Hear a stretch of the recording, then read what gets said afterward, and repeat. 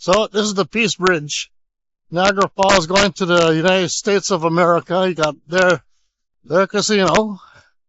Well, it looks pretty, a lot of fog. Come on, let's roll. Ito na po, yung tawag dito ang pathway papunta. Pwede ka maglakad dito. On a good day, makikita mo yung magandang falls. Yung Horseshoe Falls ang tawag dito. Ito path, ang tawag, pwede maglakaran hanggang sa dulo. Nakikita mo yung Horseshoe Falls.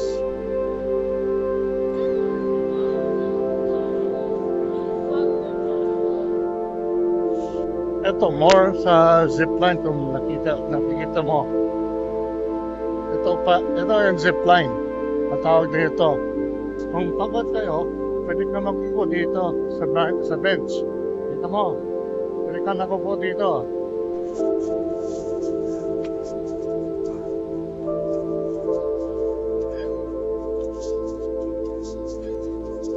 Mga kaibigan, zero visibility pa. Hindi makikita yung falls na yun. Grabe. Alam mo, mga kaibigan, yun ito, may boat dito. But ngayon, sobrang lamig. Kung na good day, if one day pabalik ako dito, pwede makikita mo kung magandang falls dito. Especially sa summertime. Tapos may ferry boat pupunta malapit sa Horseshoe Falls. Kung makita mo, sobrang lakas ang tubig, walang chance ng survival ka. Pag nalunod ka or mamatay ka. Ito, daming tao from summertime. Tao magpupo dito. Mag-picnic, nakain sa labas. Ito, itong park dito, may damo. Pwede ka kumain dito. Ano po sasabihin mo sa Niagara Falls? Pasensya na kung foggy dito.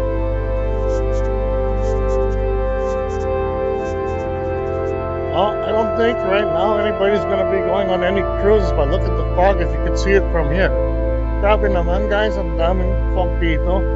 Ito na, kita mo yung ito yung tower dito.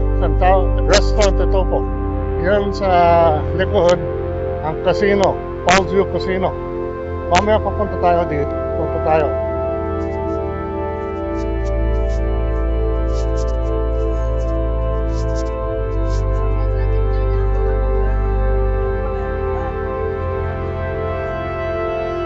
So kung nakikita mo, alang nakikita dito yung falls.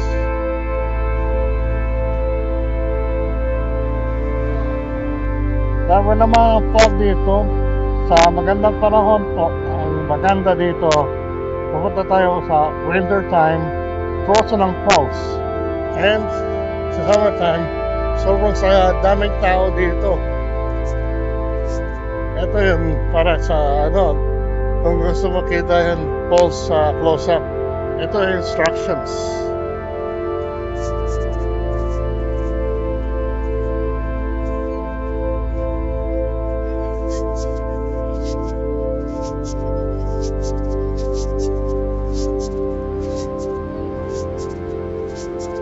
Gusto mo mag-zipline, pwede. But ang saya naman dito kung sa summertime, kung pupunta kayo dito sa summertime sa Canadian side. Kung mahilig ka mag-zipline, ito mo, zipline. Lahat dito, papapa ito, hanggang siguro malapit lang sa falls.